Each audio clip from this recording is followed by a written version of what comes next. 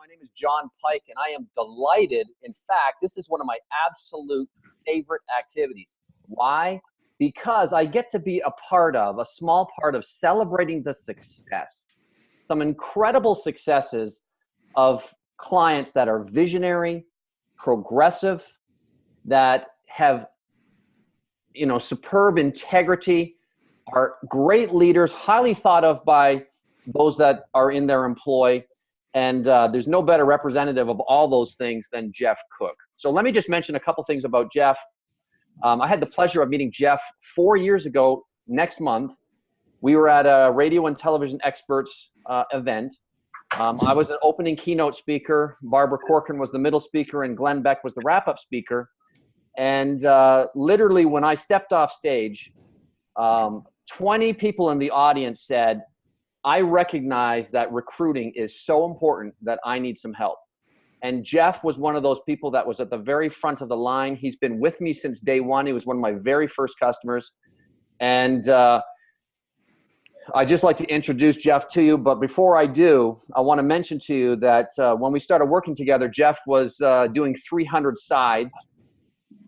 Jeff, if you could share what your goal is for this year, and also how many you have right now booked and what your pendings are, I think that will give everybody an idea of your growth and why they need to pay very close attention to what you have to say today. Thank you. Absolutely. John, thank you for having me along, man. It's been a fun ride over the last couple of years, and I appreciate you having me come on today to chat a little bit about the success. And I just want to say thank you for helping me achieve some of that success. You know, the year that we spoke, I was doing about 326 ends. And then over the next 3 or 4 years since then, we were able to go to this past year, 721 ends. And this year, we've already closed 250 ends in the first quarter and have 178 pending sales currently. And so we're on track somewhere in the neighborhood of 1,100 to 1,200 families served between now and the end of the year. I'm sorry, for the year 2017. So I'm just excited about it because a lot of it all boils back down to recruiting and talking about, how do we add quality players to the team? How do you onboard them? How do you get them to stay on the team and all that good stuff? That thanks a lot of our discussion here today. Right. Fantastic. That's just astonishing numbers. So congratulations again. That's just incredible. There's quite a few people that are in your role that have a lot of anxiety, a lot of frustration, a lot of fear around the whole aspect of aggressively hiring. And so let's talk about that for a moment in terms of what maybe some of the things that you have learned that you can share as it relates to feeling the fear and doing it anyway. You know, it all comes back down to building a business. And, my goal here is to build a business that serves as many families every year as possible. And I realize that I just can't do it, alone. I think the best year I personally closed about 100 sides, and in order to get to 200, 300, I had to start building the team. And of course I did it the same way that everybody does in the beginning, which is the wrong way of building it with the wrong people, and mostly building it out of the necessity for somebody. So many people go in and they get ready to hire an agent, and the main reason they do it is because they just had an agent quit. And the problem is that if you're hiring an agent because an agent quits, then you're too late, because the life cycle of having an agent sort of inquire with you and then go through the onboarding process and getting trained up could be 90 to 180 days. So if you only hire when you need somebody, the problem is you have a 90 to 180 day gap where you don't have that role filled. And the better way to do it is to build the bench and continue to build the bench. And I remember back for me, whenever I decided to start continuing to grow the team, the main reason that I wanted to do it was because I knew that there were going to be people that were going to come and go in real estate. The only constant in real estate is change. Everything is always changing. People are coming and going, transferring, getting in and out of the business. Family circumstances happen. And so I knew, this is going to be a high turnover game. So we might as well go ahead and plan for it and get in on the front end of it. And early on, what happened is that I didn't want to add too many people to the team. And the reason that I didn't want to add too many people to the team is because I didn't want to wreck the culture. In other words, if we already got 8 agents on the team and I add another 8. Well, how do I know that the first 8 and the second 8 aren't going to butt heads and mesh well, and the systems and the infrastructure and all of that? And so early on, my struggle in this was, how many people do I add, and how do I make sure that they're indeed the right fits? Because I remember part of your system early on was your claim was, I'm going to help you hire the top 10% of the talent pool. And at first I sort of believed you, but you're a sales guy, and so you got to, just take precaution exactly what somebody says to you whenever they make a claim like that. And I tell you, I remember bringing the first person in, and I was like, man, this is pretty good talent. The second, third, and fourth person just continued to be better and better talent as the day went on. And as the year went on, and it took a full year, full disclosure, it took a full year being a part of the system for me to truly believe that the people that were coming through the talent pool were really good. And after I got a year into it, and so that in that first year, we only grew 70, 80 transactions. We didn't grow a ton. We only grew 70, 80 transactions. We went from 320 to 378 that full first year that we were in the system. And the main reason was I wanted to do skeptical growth, and I was doing it by need, not because I was constantly doing the or sitting or replacing the bench or adding to the bench.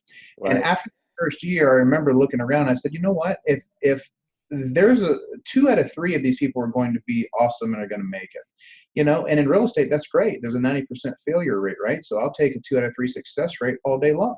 And right. So if it's 2 out of 3 that are going to succeed, then why in the world? It just dawned on me. I just woke up one day and I was like, why do I not have 30, 40, 50 of these people? Why am I waiting to just add? Why does the team have to be confined to 6 or 8 people? That doesn't make sense to me. So I finally woke up. It was almost like I was in a trance of, why don't I add 20 agents to the team? Why don't I add 40 agents to the team? And so I got busy doing that. But at first, it took me to have the confidence to know that the people were going to be good people, and that's where the assessments that you provide come in and helping with that model. And then after the confidence is built that indeed these are great people, then it's like, let's get off to the races, man, and see how many people we can bring to the team as quick as we can. Right. Absolutely. Wow, you shared a lot of gold nuggets there. You've talked about culture. You've talked about onboarding. You've talked about the fact that if you're not continuing to hire, you're already behind the 8 ball because it takes them a while to get productive. You've talked about the fact that you need to have supreme confidence in the system. And you also talked a little bit about the aspect of staying the course. So it might not get, meteoric results in the first year, but give us an idea of how many agents you have gone from in the last 12 months. Yeah, so we started about a year ago in the beginning of 16 with 25 agents, and we finished the year last year with around 70 agents. And so it was a big jump for us. We almost tripled the sales force in 1 year's time.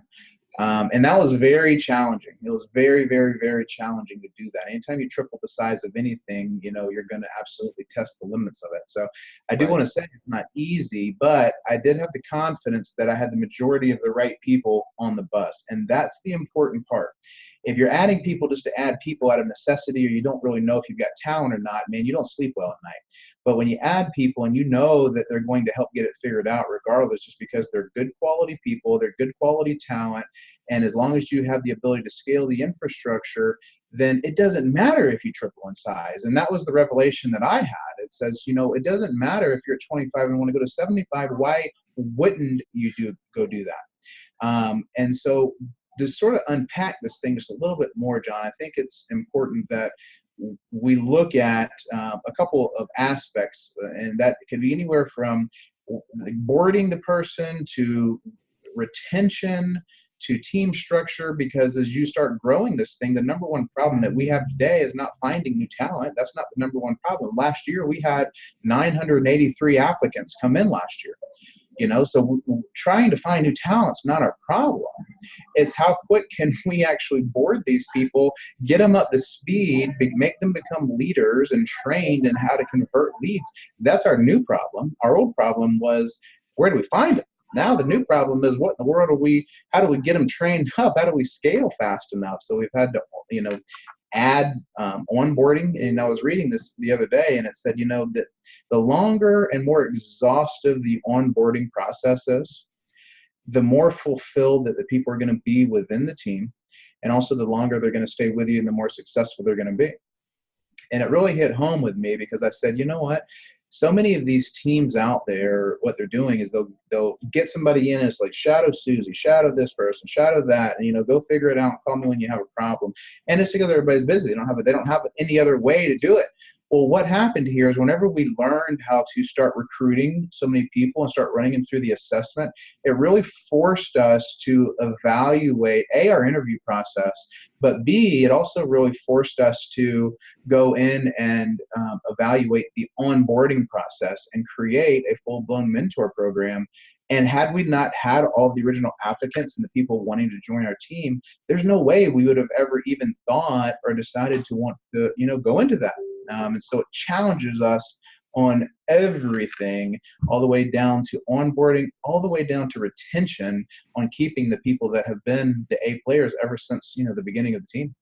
You know, it's interesting. Almost everything I do is based on research and science so that I can make those bold claims and I can back them up. So what we know from the most recent data is that if you onboard correctly, you can increase retention by 82% and increase productivity by 72%. Now, it's interesting. I just got back from, the nation's capital, Washington, D.C., at a CRM conference. And I was there as one of the speakers. And another fella that was there sharing the stage with me is a guy by the name of Graham Hawkins. And he talks about the future, basically, of the sales profession. And some of the data that he revealed was that the typical onboarding takes about 7 months for someone to be to get up, to get some confidence, and to learn the systems and to be comfortable with the culture and so forth. But do you realize, Jeff, most people don't understand this. The average tenure of a salesperson across multiple industries is merely 16 months. So what that means is you really only have a salesperson that's productive and producing and performing at a high level for 9 months, and then they're gone. So if you could, you talked about the importance of science and why, and basically that's kind of the foundation of where your success is coming from. We know that just using 100 years of research, again, just using the DISC profile, that a DISC profile is virtually useless. It's only slightly more effective helping you make a hiring decision than just by looking at a person's resume. So tell me a little bit about how important, you mentioned the importance of talent and how one of the tools that we use gets below the surface, kind of like under the, if you think about an iceberg, things like persistence, drive, initiative, handling rejection, self-confidence, self-esteem, the ability to connect quickly and easily. Tell me a little bit about what your experience is with that piece of the puzzle. I'll tell you, it's interesting because at first the DISC profile is amazing to determine who you're talking to, but one of the flaws of the DISC is it doesn't tell you that how quickly somebody's going to get back up after they get knocked down, and how quickly they're going to bounce back after a setback. And real estate is all about setbacks. I tell my guys all the time, unless you're not successful unless you're having setbacks. And the only reason you're having setbacks is because you're pursuing success. If we were just hanging out every day doing the normal couple of deals a year that an average agent does, we wouldn't have all the setbacks and stress that we do as a top producing team. It's just what makes us great. Right. And so being able to determine how quickly somebody's going to get back up after they get knocked down, because you're going to get knocked down in sales, especially real estate sales, with offers going on and so many people involved in the transaction. This real estate climate we're in is crazy with the multiple offer situation and clients moving around so quickly from agent to agent to agent. How quickly is one of my agents going to be able to get back up after a setback that's inevitably going to happen? And some of the assessments that you bring to the table not only talk about, well, who is this person on a personality style from a DISC standpoint, but in addition to that, how quickly are they going to rebound and what is their drive? If you tell them to go through a brick wall in order to achieve something, are they willing to do it? Yeah. And I tell you, a lot of the people in real estate, it's funny because, a lot of us have been laid off from corporate America or have these things in life that we, have had happen to us that causes us to have a need to prove to somebody that we can be successful and achieve something. And oftentimes those make the very best realtors, but you can't uncover that in an interview process sometimes. And so the personality assessment that you provide tells us, it's like, hey, look, on a scale of 1 to 100, where is this person at in terms of needing to prove to somebody else that they have the ability to be successful? And then the third assessment too, that's really important, is the ability to determine, is this person going to be a cultural fit? Are they going to be a part of the team, and are they going to mesh well with others? And, if I were to put $100,000 in a suitcase and send them to the bank with it, would it ever make it to the bank? And the assessments that you provide, show some of that detail. And so whenever you bring somebody that has the right personality, also has the right drive, and also has the right cultural talent, it's hard to lose with that person.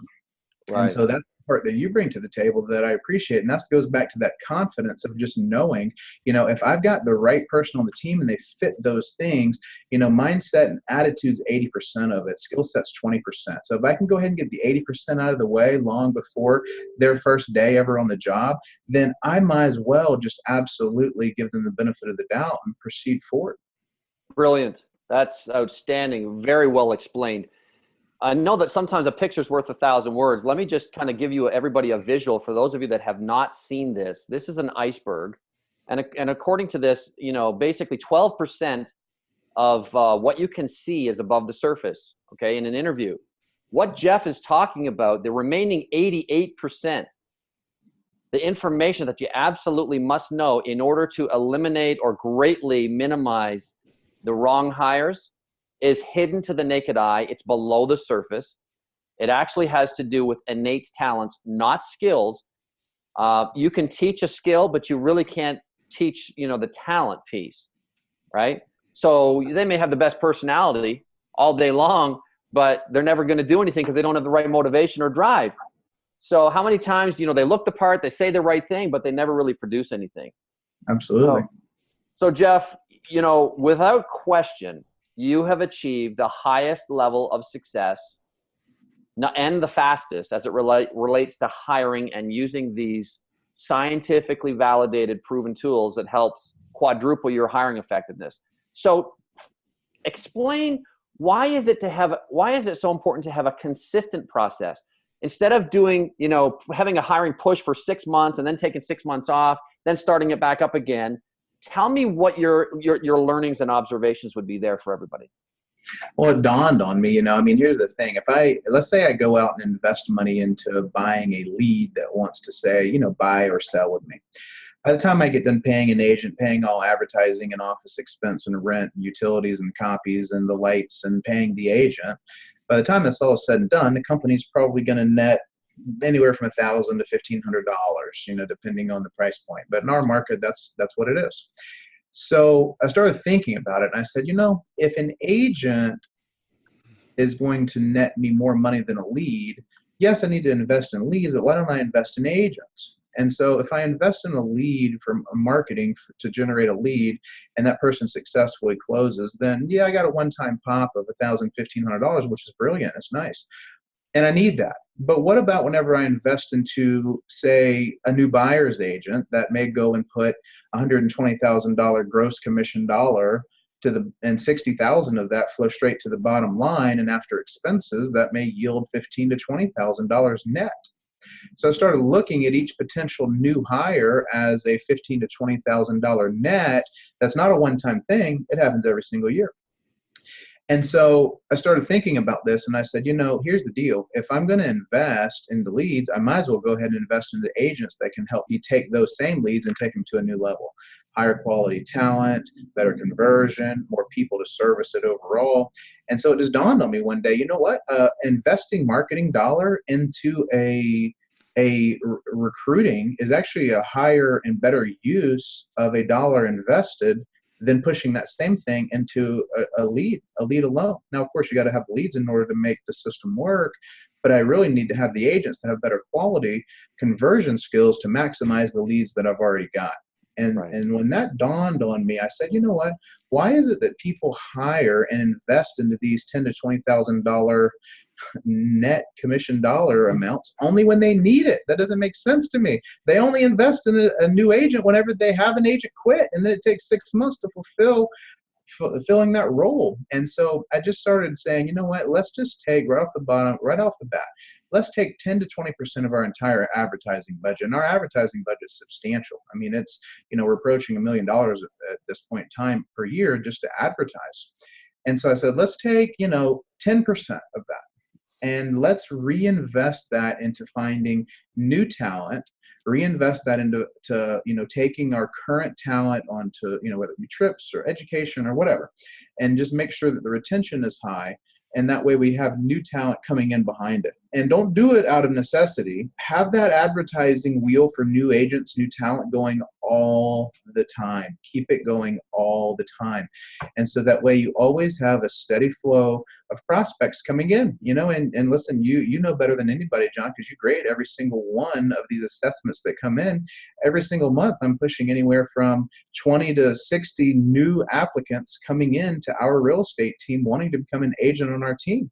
And it's not because we're lucky or we have a big name or a big brand. Listen, a few short years ago, we were selling a couple hundred homes. We're selling 4 times that now, but that's because we made this consistent effort. And I think so many people want to wait until they become successful to start doing this. And that's backwards. You have to do this in order to take the success of the team to the next level. You always have to have talent coming in behind your current talent. And even if your current talent stays with you, amazing, your new talent will cause this talent to up their game, and then they will start battling each other for who has the best conversion, who has the highest numbers. And our overall talent pool is just getting better and better and more refined every single year because we're bringing new people in. And then tomorrow, if Susie walks in here and says, hey, you know what, it's just not for me anymore, I can shake her hand and say, you know what, I appreciate you being honest and I wish you well where you're going, because I have 4 more people sitting in the inbox that you've graded for me that are perfect fits that are ready to go ahead and get started next week. It's not going to hurt my feelings as much as Susie represented 1/3 of my workforce. And Susie says, hey, I'm out of here and I have nobody else to back her up. Now 33% of my workforce is gone. I have nothing to back her up. Right. To your point, I think just in the last week alone, I have forwarded 5 people for interview who are absolutely in that top 10%. And honestly, none of your peers have any business meeting with anybody unless they are in that top 10%, from my point of view, because there's going to be too much attrition and too much turnover, too much lack of productivity, too much frustration, etc. Mm-hmm. Okay. Well, thanks again for sharing some of your insights. Let's talk just for a few minutes about, you are a master marketer. Okay. Most people have, for example, I saw you on national television being interviewed because of a billboard campaign that you used, okay, right, which was incredibly powerful, incredibly brilliant, very effective. Beyond that billboard campaign, because it's not duplicatable right now, will you please give the audience an indication of where are you finding all this talent? What are some of the things that you're doing that is very creative? Because that's part of the big challenge is how do we find these people? Where are they? Well, it's a twofold answer, John, because you have to find the talent, but then also the talent, the important part that a lot of people miss is the talent is what builds the recognition, the brand recognition for the organization. And I think we need to just touch on both of those, because, and just really quick about the recognition for the organization. I mean, here's the thing. Most people want to build the recognition for the organization organically and image ads and all that. And that's great. That's exactly what we're talking about with the billboards and all that. And that's tremendous. But I just want to get back down to brass tacks. Whenever you see signs in the yard, whenever you see, units closing in MLS, whenever you see, positive recognition, momentum going, and you grow your agent base from 5 to 10 to 20, those agents are all in the community and the churches and the bars and everywhere in between talking about all the different things that, is going on in the buzz and the momentum that's created inside of your real estate organization. That is where the brand recognition comes from for the organization. So I just want to make sure that people don't say, let me build the brand recognition first, then figure out the recruiting thing. The way you build the brand recognition is to figure out the recruiting thing. And so that begs the second question of, well, where do you get this talent from? Where do you find these people? And how in the world did we get, 980 applicants coming in last year? And I can give several, techniques for that. Some cost money, some don't cost money, some are more expensive, less expensive. And let me just hit on a few because we don't have a lot of time here today, but I'll hit on a few quick and easy ones that people are able to swipe and deploy. For anyone that uses Gmail, at the very bottom, you can put a global signature on the bottom. And I don't mean going in and doing a signature just, hey, call me, Susie, and I have this, 3-letter designation. I'm talking about from the master administrator account, you have the ability to put a global signature on the bottom of everyone's account, that every email that goes out from the entire organization, from the closing department, the listing department, and agent that emails anywhere out in the organization, I, as the administrator of those accounts, this is the paid Gmail now, I have the G Suite. I have the ability to put what I want to put at the bottom of that. And so I'm updating that constantly. And one thing we put at the bottom is, look, we're looking for 3 or 4 great agents to join our team. And if you're looking at more information, and I have a splash page that's there.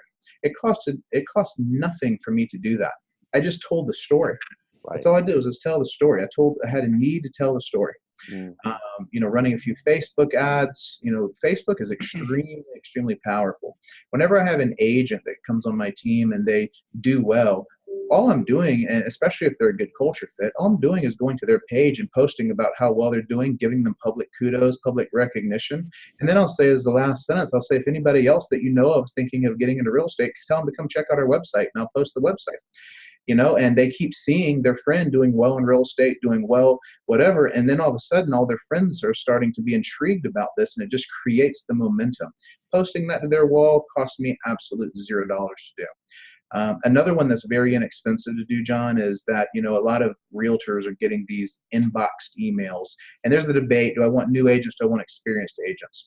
The majority of ours, I'd say 80% of ours are brand new agents. It's just the way that it's happened. We have some that are experienced, and they're amazing because they tell the story of what it's not like at the other guy. But a lot of people that come to us are brand new, and they've been in sales before, or they have some previous experience. The majority of them do. But the ones that come to us that are brand new, one of the ways that we found for the experienced agents is to go in and do the e-blast. In other words, when I take a listing, I have the ability to pay a service $20, $30, and they will e-blast every one of my colleagues and say, hey, I just got this brand new listing. Do you know a buyer? And I never really understood the purpose of that thing, but realtors, for whatever reason, open that instead of going into the MLS and searching for it. But it gets the word out. Well, those same companies will also allow you to put together some e-drips and email those out for $15, $20 a pop, telling the story of, the fact that you are hiring an agent. And I remember, this is funny, this is even before I met you. I remember sending one of these e-drips out, and a guy called me up, and in the content of the ad said something along the lines of making $75,000 as an agent on my team. And he called me, and this is before I was well known in my market. And he said, you will never ever have anybody that ever works for you that makes $75,000 a year. He said, it's just not going to happen because I'm not the broker. I'm just a team leader. I'm just the leader of the team. He said, you're not a broker. You're never going to have this buyer agent thing's never going to work for you. I don't know why you keep doing it. So every year I send them a Christmas card, and in the side of the Christmas card, I have a big number in there, and that's the number of people on my team last year that made $75,000 or more every year. And so now it's becoming a laughing matter from, between us, and our relationship has actually, improved throughout the years. But I send them a Christmas card every single year, and the number was 12 last year. I had 12 people that, broke past $75,000, and I send that to him and say, hey, we've got 12. So you told me I couldn't do it. Now we're at 12. But anyway, so that's some cheapies. Some more expensive ones would be, radio is always great. Running ads on radio, of course, that can be very costly to do. We've put billboards up. We've invested into your system where you have the ability to run ads online for people. And I think that's, a lot of the talent that comes in, and I believe your turnkey system allows for people to invest dollars and cents, get the people back, get them approved, and then go all the way straight. I mean, you're pretty much doing everything except interviewing. Correct. And that's simple as that. That's all that they really need to do is that. But if they're looking for additional techniques, then some of the things that we've listed here are welcome. If people are interested in the e-drips, I'm happy for them to reach out to me or message me, and I'll be happy to share those e-drips as well. If that's something that you want to share with the group. Jeff, thanks for being a good steward of your talent, for being a servant leader, for you've heard Jeff talk many times about how many families he has served. That's going to continue to be the foundation of his success, because it's on other people, not just on the value that he can provide to the community, but also for the lives that he can change, for the talent that we can identify together, and then we can help change those families' lives for the better. For those of you that are a little bit feel a little bit daunting around, maybe, hey, you think, well, I'm not near the master marketer that Jeff is. Jeff did mention that we offer a fully self-service solution that's turnkey. The only thing we don't do is actually interview the people for you. We do all the advertising, all the ad copy, all the evaluation, everything for you. So it doesn't have to be something that you spend a lot of time on as it relates to the heavy lifting activity of finding the talent. So Jeff, I just wanted to say thanks again for your time. It's an inspiration in terms of what you've been able to achieve. You've gone from one office to 4 offices in the last year. You went from 25 agents to about 78 in the last 12 months. You're on track to do over 1,200 units, which is a massive growth. And there's no stopping you, my friend. So congratulations again, and thank you for sharing all your time and expertise with us today. Thank you, John. I appreciate you and what you brought to the table there, and that as well. You certainly done your part, and I appreciate all you've done for me through the years. And one last thing, folks, if you would like to find out more information, we have actually a #1 best-selling book in 6 different countries, and you can get a free copy of it by going to my website, thetalentgenius.com/free-book. thetalentgenius.com/free-book. Jeff is in that book, as well as about 9 others of his peers that have extraordinary success, and some more best practices content in there for you. As always, thanks, and we'll see you next time. Thank you so much for tuning in today. This is Jeff Cook with Jeff Cook Realty Partners, and here with my good friend John Pyke with the Talent Genius. And I just wanted to share, if you guys are interested in learning more information about how we could help you with recruiting, feel free to reach out, and also how we may be able to help you with your real estate coaching needs. I know the items that we talked about here seem daunting, and that it's very difficult to imagine how you could build a business to this point, but that's what we do, is we help people to grow from 50 transactions to 100 to 200 up to 1,000, and breaking our business down. So if you're interested in reaching out to us, feel free to shoot us an email, info@jeffcookrealtypartners.com, or check us out online at realtypartners.com. Thank you guys so much for tuning in today. Look forward to seeing you next time. Have a great day.